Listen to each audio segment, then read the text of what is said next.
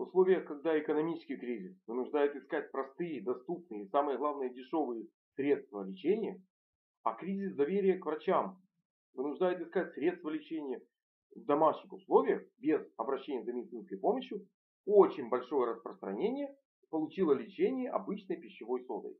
Я прекрасно понимаю, сода есть практически у всех на кухне, и можно ее использовать, реально использовать с пользой для вашего здоровья при определенных ситуациях, но я должен сразу вас предостеречь.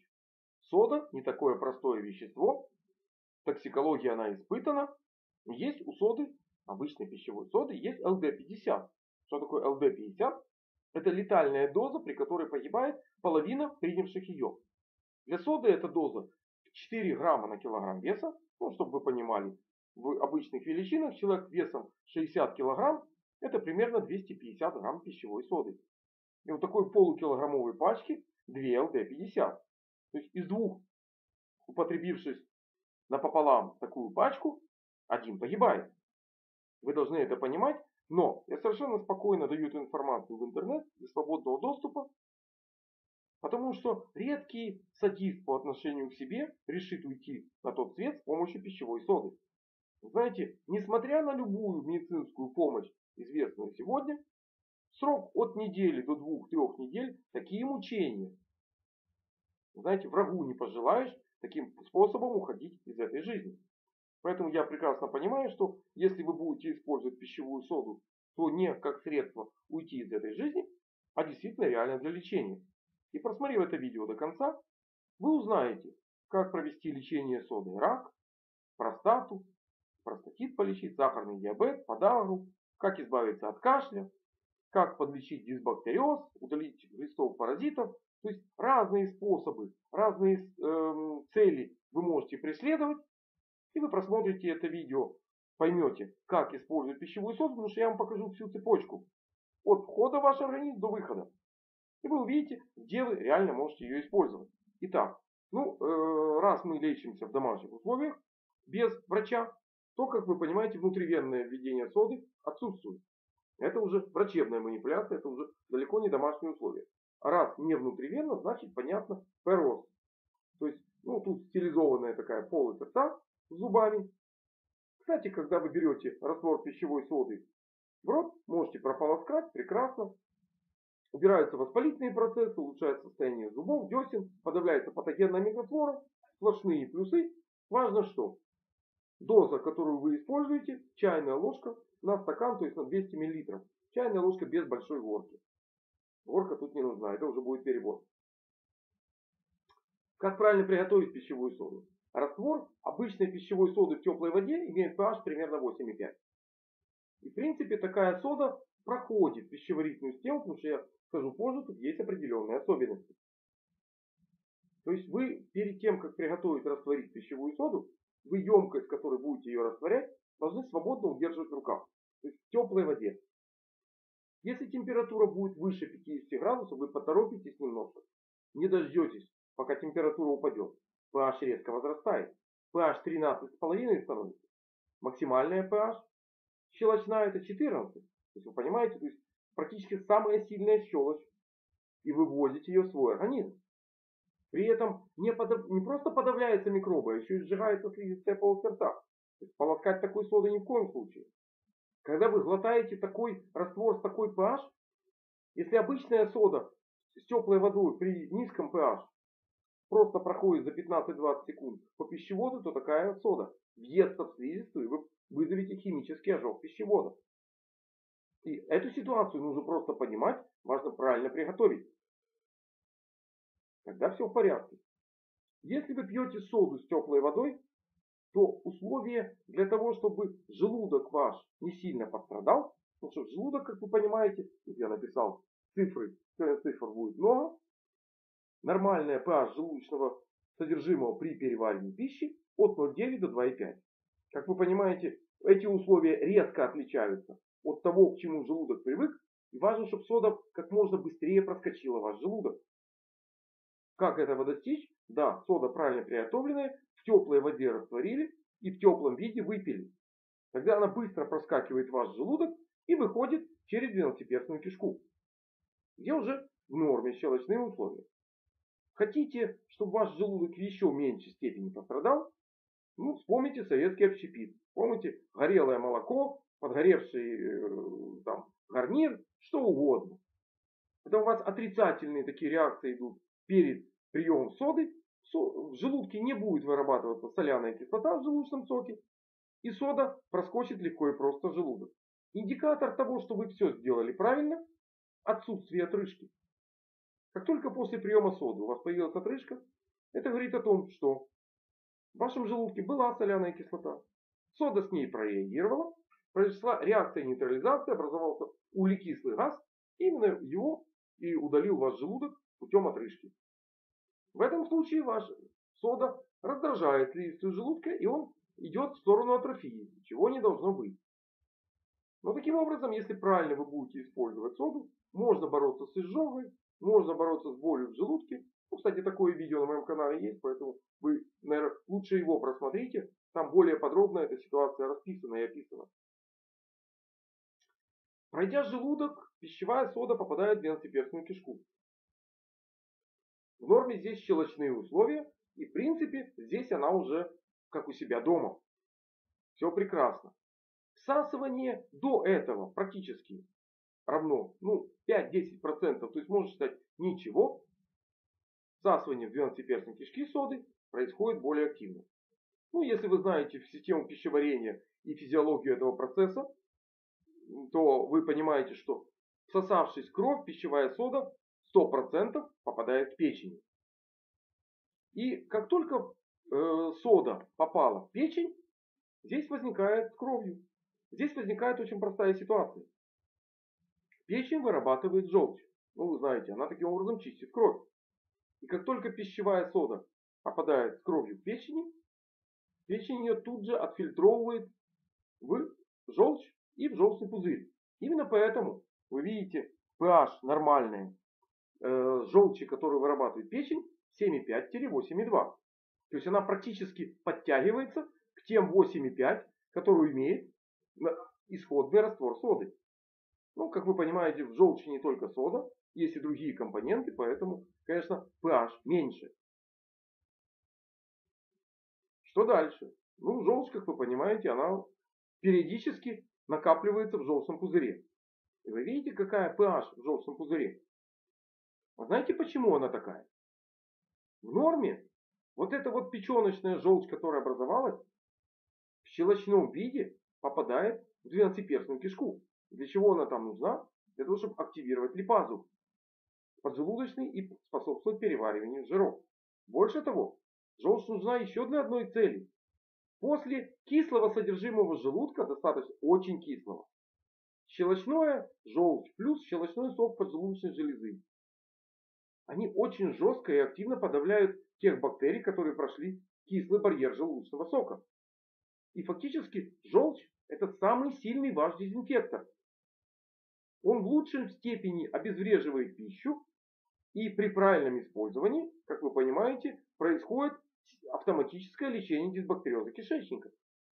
Потому что патогенные бактерии кислотой убиты в желудке и добиты щелочным содержимым, то есть желчью и соком поджелудочной железы. Но вы видите здесь другие цифры. Если есть застой желчи, если есть дискинезия желчного пузыря, которую вы не знаете, как с ней справляться, если в желчном пузыре есть воспалительный процесс под названием холецистит, щелочность начинает уменьшаться, а нарастать кислотность. И содержимое желчного пузыря может изменяться. 6, 5, 4 доходить pH. Это уже, как вы понимаете, достаточно кислое содержимое. И когда эта кислота попадает в двенадцатиперстную кишку, о какой дезинфекции содержимого может идти речь? Вот вам дискинезия желчного провоцирует ваш дисбактериоз. Если вы не знаете, как этим правильно пользоваться, вы будете дисбактериоз лечить долго иммунно, точно так же, как и дискинезию желчного пузыря. Ну, я эту механику знаю. Я знаю, как печень работает, как правильно этим воспользоваться, как правильно лечить. Именно поэтому и написал в свое время книжку «Что делать, если у вас есть печень?». В ней описано не только это, описаны другие условия правильного отношения к своей печени, чтобы она выполняла свои функции. А желчный пузырь дезинфицировал содержимое кишечника и предупреждал развитие там дисбактериоза. Это нужно правильно понимать и правильно использовать. Но вы, наверное, наблюдательно уже заметили один маленький нюанс. Желчь печеночная имеет одну pH, желчь в желчном пузыре имеет иную pH, меньше. А знаете за счет чего? За счет того, что вот как раз при застое желчи часть пищевой соды, всасываясь в кровь, проходит дальше в кровоток. Да, совершенно верно. И тут вот реально лечение содой может изменить pH крови. Но первично тут вряд ли успеет сыграть как-то изменение pH крови, потому что кровь из печени, пройдя печень, проскакивает в сердце и 100% попадает в легкие. И вот здесь вы должны понимать, что попадая туда, сода фактически разжижает мокроту, увеличивает образование мокроты. И вот тут реально появляется лечение содой обычного кашля. То есть помощь при трахеите, при бронхите, даже при пневмонии. Но тут лучше использовать другую комбинацию. Не просто соду с теплой водой, хотя она тоже срабатывает, тоже помогает. И все вы знаете, что щелочные минеральные воды также используются аналогично. Но в домашних условиях лучше с помощью соды приготовить другое средство. Вы кипятите молоко. В остывающее молоко, опять-таки помните температуру, вы должны, после того как вы закипятили, вы должны слить в ту емкость, где будете готовить лечебный напиток. И можете соду поместить только в том случае, когда вы спокойно можете удерживать чашку с молоком горячим. То есть опять-таки pH должна, вернее температура должна упасть ниже 50 градусов. После этого вы чайную ложечку соды без горки в молоко растворили, размешали. После этого вы можете положить жир. Жир фактически любой. Можете положить сливочное масло, где-то десертную ложку. Можете положить растительное масло. Но более лечебными свойствами обладает барсучий жир, обладает медвежий жир. Если у вас есть, в принципе, любой вид жира, положили, это смягчит действие на пищеварительную систему и облегчит образование мокроты. Ну и для того, чтобы эта комбинация была более-менее вкусной, добавьте себе, опять-таки, не в горячее молоко, в такое теплое, столовую ложку меда. Когда вы все это растворили, пьете. Но тут важно понимать, когда. То есть, таким образом, вы кашель облегчите. Вы, самое главное, переведете сухой кашель во влажный. Если влажный кашель уже есть, вы только поможете легким самоочищаться, потому что мокрота, которая образуется в легких, это работает система самоочищения. И чем лучше отделяется эта мокрота, тем лучше вам. Поэтому нужно просто это понимать. Но нужно учесть один маленький нюанс. Кроме того, что усилить образование мокроты, вы должны обеспечить ее легкое удаление. Поэтому при бронхиальной астме в стадии обострения ни в коем случае такое средство от кашля. При бронхиальной астме в стадии ремиссии можете использовать. При бронхите, при трахеите можете использовать. Даже при бронхите с астматическим компонентом. Но когда? Нужно учитывать, что проходимость бронхов максимально велика в диапазоне от 12 до 16 часов дня. Для всасывания в кровь и для увеличения мокроты такому средству нужно где-то полчаса-час. Это в случае, если принимается обязательно натощак. Поэтому, как вы понимаете, первый стакан вот такой смеси вы можете выпить часиков в 11 в ожидании того, что легкие пропустят легко и просто и самоочищение произойдет. Второй где-то часиков 3-4. И все. Стоит вам выпить на ночь, у вас возникает совершенно иная ситуация. Да, мокроты много. Да, откашливание идет. Но вы перестали спать. Потому что вместо того, чтобы спать и восстанавливаться, чтобы иммунная система восстановилась, вы ночью очищаете свои легкие. Это здорово, это классно. Но здесь может доиграться до совершенно другой ситуации. Уровень гормонов в темную часть дня снижается. А бронхи после 16 часов суживаются.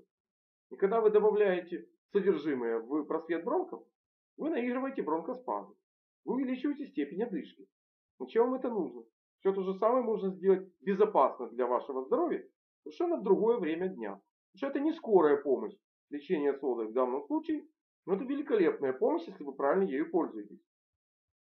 Те, кто имеют скрытую патологию органов дыхания, а также те, кто курят, в принципе, таким способом вы можете легко избавиться от такой вредной привычки, потому что у вас идет самоочищение легких.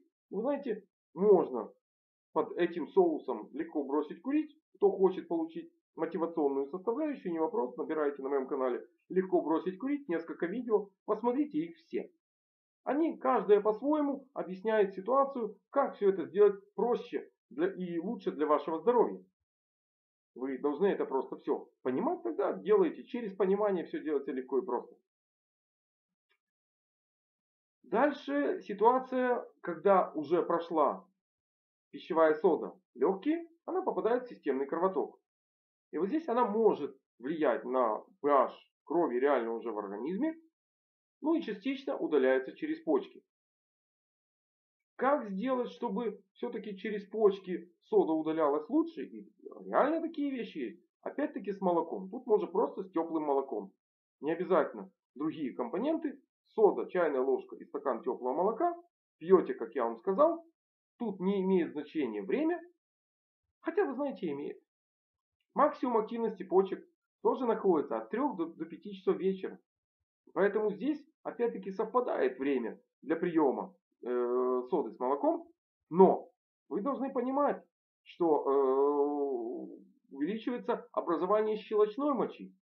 И в этом случае вы получаете в принципе хорошее лечение солевого диатеза, подагры, если их вызвали, оксалаты и ураты. Тут сода значительный плюс вам приносит. И это здорово. Но более щелочная моча, вы знаете, растворяя песочек, она же будет проходить и мимо простаты. И вот здесь, если сверху как бы подагре хорошо, почкам вроде как тоже неплохо, простата может реагировать по-разному. У мужчин простатит, у женщин цистит, уретрит легко и просто могут обостриться. И вы должны просто это понимать. Хотя при простатите, при раке простаты вы можете уговорить более безопасно использовать пищевую соду. Но для этого вам нужен врач-уролог, который будет вводить через мочеиспускательный канал раствор пищевой соды. Но это совершенно иная песня. Мы же лечимся в домашних условиях.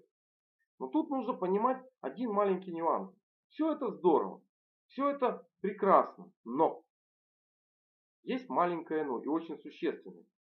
Если вы используете соду неправильно, и помните, изменения вот здесь на уровне печени, кишечника, развивается дисбактериоз в кишечнике, возникает очень неприятная ситуация. Ситуация неприятна чем? Она неприятна тем, что нарушается процесс пищеварения. Нарушается микрофлора кишечника, появляется дисбактериоз кишечника или обостряется дисбактериоз кишечника.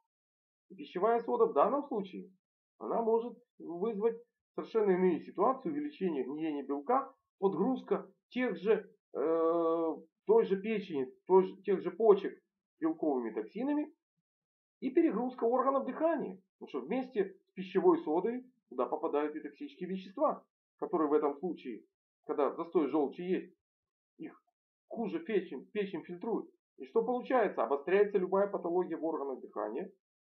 И в принципе ситуация, скажем так, вы топчетесь на месте. Я-то знаю, что делать. Вы не все знаете, как правильно сопровождать грипп. Как предупреждать осложнения. Такая книга мной тоже опубликована. Вот. Важно это все знать и понимать. Патология органов дыхания очень завязана с патологией системы пищеварения, с содержимым кишечника. Восточная медицина, там это все знали. Меридиан легких связан с меридианом толстого кишечника, а между ними стоит фильтр печени, который, если отсекает токсины, они остаются только на уровне кишечник-печени. Если не отсекают, они идут в органы дыхания, подавляют там иммунитет и любые воспалительные заболевания органов дыхания, любые инфекционные или бактериальные или вирусные несущественные инфекции текут более злокачественно. И это нужно просто понимать. Если же вы имеете хронический простатит, здесь тоже непростая ситуация. Да, вроде как одни соли, они тут не имеют большого значения. Потому что хронический простатит, как правило, появляется после острого. Острый обычно лечится антибиотиками. Если антибиотики не убили всю патогенную микрофлору, они остались, бактерии, возникает другая ситуация. Хронический простатит после первого курса антибиотиков уже вылечить нельзя, нужно решать ситуацию в комплексе. Я знаю, что это такое. Брошюра про хронический простатит у меня тоже есть. Я тоже писал когда-то такую брошюру. Так же, как и, кстати, про обменно-дистрофические заболевания суставов. Они все есть. Тут понятно почему. Завязка очень простая. Гниение в кишечнике, токсическая нагрузка на печень. Печень пропустила в кровь, выделение через почки. Обострение хронического простатита уже поддерживается дисбактериозом кишечника. И пока вы не вылечите дисбактериоз, лечение хронического простатита будет бесконечным, а подавление потенции, снижение потенции реальным. Кстати, такое видео по лечению хронического простатита тоже можете найти на моем канале. Это нужно просто понимать. Рак простаты, я вам сказал уже к урологу. Рак легких вы можете понять, да, можно лечить содой, да. При определенных условиях сода туда попадает. Она может там оказать свое действие. Но лечение рака, вы знаете, должно быть все-таки комплексным. Потому что, когда это материнская опухоль, это одно. А когда есть метастазирование, можете найти лечение рака содой плюс метастазы. Метастазы сода не идет. Да, она находится в крови. Да, она ощелачивает кровь. Но вот попасть к клеткам и очень проблематично. Попасть в лимфатическую систему вообще нереально. Такое видео есть. Я вам сейчас просто объясню, почему нереально. Потому что когда пищевая сода попадает в кровь, вы знаете, тут есть буферные системы, которые поддерживают pH крови. И буферные системы имеют разную мощность. Ну, самая маломощная это фосфатный буфер, который, кстати, связан с гидрокарбонатом. Но фосфатный буфер, его мощность всего 1%. Ну, как вы понимаете, его можно не учитывать. Есть еще один буфер мощностью 15%. Но вы знаете, несмотря на то, что мощность этого белкового буфера зависит от состояния печени, о которой я все время говорю, вы знаете, он такой стабильный, но он тоже не имеет большого значения. Да, это фундамент. Белковый буфер больше важен для другого, для очищения вашей крови. Там он больше имеет значение. Но здесь он фундамент на 15% на 100 тоже тяжело повлиять. Есть еще один буфер гемоглобиновый, который связан с дыханием. И, кстати, вот дыхание можно активно влиять на pH крови, потому что мощность гемоглобинового буфера уже 75%. Представляете, какая величина? И реально, когда правильно использовать дыхание, дыхательные практики, можно очень жестко повлиять на pH крови в разные стороны. Как в сторону закисления, так и в сторону защелачивания. Потому что 75% это уже величина. Ну а что касается соды, примерно 10%. Да, можно, конечно, используя соду в значительных дозах, попытаться изменить pH крови. Но вы уже, наверное, обратили внимание, сброс соды через легкие, сброс соды через почки, фильтрация соды в печени и сброс в кишечник с желчью, 2 фильтра и громадный барьерный орган площадью 100-130 квадратных метров стоят на пути движения соды в кровь и жестко контролируют эту ситуацию. Так же, как организм контролирует pH крови. Потому что нормальная pH крови все-таки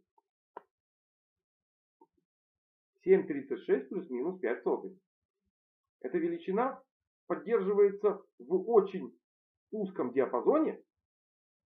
5 сотых. Это меньше 1% погрешность. Потому что от этого зависит фактически работоспособность организма всего. И прежде всего работа сердца. Если вы жестко будете изменять pH крови, вы понимаете, что сердечные мышцы будут, мягко выражаясь, не сладко. И врачи очень редко без анализа влияют на pH крови, вводят сюда кислоты или щелочи. Только путем анализа pH крови можно определить, что нужно вводить и в каком количестве. Потому что это жесткий показатель. Что касается диабета, да, Попадая в кровь, пищевая сода, слегка изменяя pH, пока она будет удалена через легкие, через почки, через печень в кишечник, она изменяет чувствительность инсулина.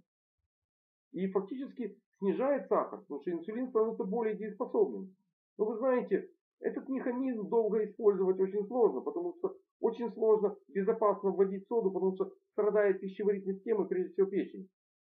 Кстати, именно от печени зависит в большей степени регуляция уровня сахара в крови, чем от pH крови. Потому что печень в норме склад депо гликогена.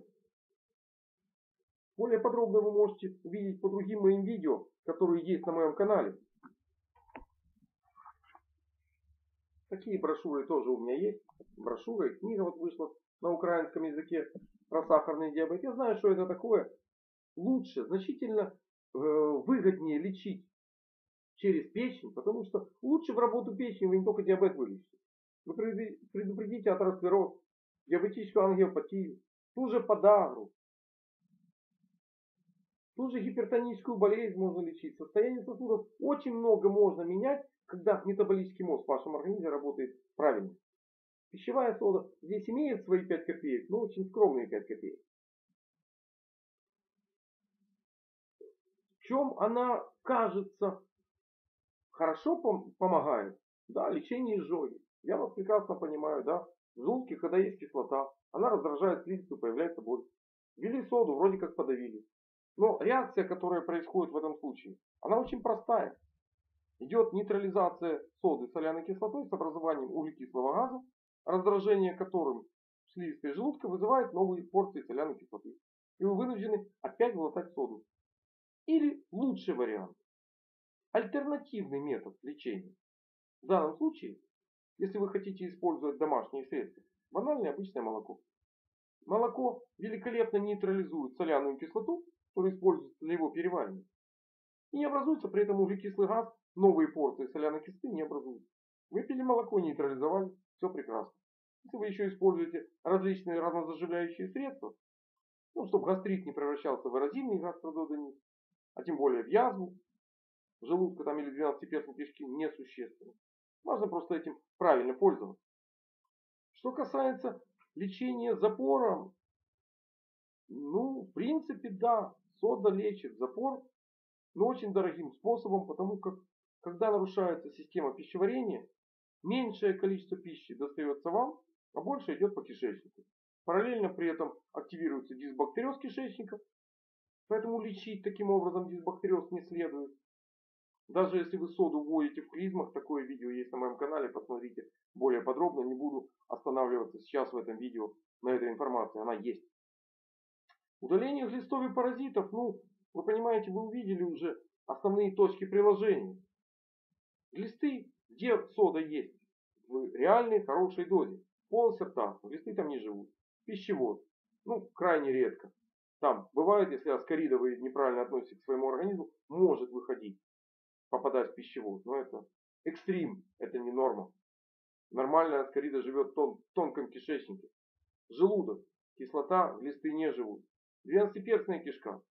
Ну, здесь некоторые паразиты есть. Может на кого-то из них повлиять пищевая сода, пока не всосется в кровь. В печени есть паразиты, могут жить, но пищевая сода на них очень малое влияние оказывает. Легкие, ну, экзотические варианты бывают. Но опять-таки, время экспозиции, она тут же удаляется с мокротой. Она скорее смоет пылевые частицы, какую-то частицы гари, тот же табачный дым, который там отложился в виде каких-то смол. Тут она может очистить ваши легкие, помочь легким восстановиться и работать лучше. Но паразиты вряд ли они куда-то денутся, если они находятся в этой системе. Как и паразиты, которые находятся в мочеполовой системе. Да, бывают там, конечно, экзотические варианты, но опять-таки для влияния на них соды очень мало возможностей. А наиболее распространенные паразиты: аскариды, анкилостома, цепни, лямблии, они живут в тонком кишечнике. Соды там не бывает. Она там не может оказаться по той простой причине, что она либо нейтрализована в желудке, либо всосала 12-перстной кишки. Значительно выше их места обитания. Поэтому удалять глистов, паразитов, ну, посмотрите на моем канале, посмотрите на других видео. как это лучше делать. Это нужно делать правильно. Что же касается, собственно, лечения рака. В чем суть? Попала сода, да, дошла она до крови. Находится она в кровеносном русле. А здесь есть, допустим, раковая клетка, в которой идет обмен веществ. Причем идет достаточно интенсивно. И чем отличается раковая клетка от обычной клетки? Ну, по обмену веществ отличается способом использования глюкозы, вернее, насколько эффективно она ее использует. Обычная клетка расщепляет глюкозу до угольной кислоты, то есть образуется углекислый газ и вода. И угольная кислота, выделяясь из клетки, попадает в кровь, и дальше током крови фактически в виде углекислого газа удаляется через легкие, ну а вода идет той системой, которую вы в это время напрягли. То ли через кожу, через те же легкие, через почку, через кишечник. То есть разные пути есть удаления воды. И, как вы понимаете, удаление того, что образовалось от обмена углеводов, легко и просто происходит. Как использует глюкозу опухолевая клетка? Она использует ее еще проще. Она бескислородным путем окисляет глюкозу до молочной кислоты. Молочная кислота не способна разрушиться. Она находится в клетке, закисляет внутриклеточную среду. И есть такой способ лечения онкологии, когда повышается уровень сахара в крови до достаточно приличных величин, практически до гипергликемической комы. При этом опухолевая клетка, поедая громадное количество сахара, превращая их в молочную кислоту, закисляется и погибает. Такие вещи есть. Что вам даст пищевая сода? Она нейтрализует молочную кислоту, да. Ну, токсин усталости, ее по-другому называют, да. Усталость стала меньше. Вы пьете соду, вроде как стало лучше. Как стало онкоклетке? Ей тоже стало хорошо. Она не закисляется. Ей проще выживать в этих условиях. Она великолепно размножается. Больше того, она еще может метастазировать. Куда сода уже не зайдет. Только есть метастазы, вы уже достаточно давно не занимались своим организмом правильно. Пищевая сода вам не поможет в этом случае. Аж никак. А скорее, ну, в комфортных условиях, да, вы будете себя лучше чувствовать, а процесс как шел, так и идет. Поэтому лечение содой рака, можете найти несколько видео, таких есть на моем канале. Я с разных точек подхожу, ищу, как же может пищевая сода помочь в лечении рака. И понимаю, что для того, чтобы она добралась до, вот сюда, до клетки, погасив те кислоты, которые клетка вырабатывает. А кислоты вырабатывает клетка не только из углеводов, но и из белков и из жиров. И защелачивать внутриклеточную среду до той степени, пока клетка погибнет, я думаю, что ни одна ЛД-50 уже пройдет ваш организм, пока такое состояние возникнет именно в клетке, в онкоклетке, пока туда сода доберется. Ну, разве что, если вы не используете соду местно. Да, тут можно создать небольшим количеством соды критическую для онкоклеток концентрацию, в которой они погибнут. Но это настолько небольшое количество злокачественных опухолей, что, наверное, не стоит так экспериментировать со своим здоровьем. Лучше все-таки лечиться традиционными проверенными средствами, которые оказывают, дают больше положительных результатов. Несмотря на то, что я понимаю, когда вы затягиваете процесс, там идут мифы, что врачи не успели, врачи не смогли. А на самом деле вы так поздно обратились. Ведь не врач вас держал дома и лечились вы непонятными средствами. Вы же сами это искали, сами пытались так вылечиться, и у вас не все получилось так, как вы хотели. Надеюсь, что теперь вы в большей степени владеете информацией про лечение содой в разных случаях. А пока я буду думать, какие видео еще написать для вашего здоровья и активного долголетия, надеюсь, что вы не будете лечить рак непроверенными средствами. Все-таки лучше, вы знаете, проверить и проверенными средствами этим заниматься. Не забудьте поставить лайк на это видео, отправить это видео своим друзьям, знакомым, родственникам, чтобы они больше знали про свойства обычной пищевой соды, которая есть у каждого из вас на кухне, и использовали ее правильно и безопасно для своего здоровья и самое главное, для жизни. До новых встреч на моем канале.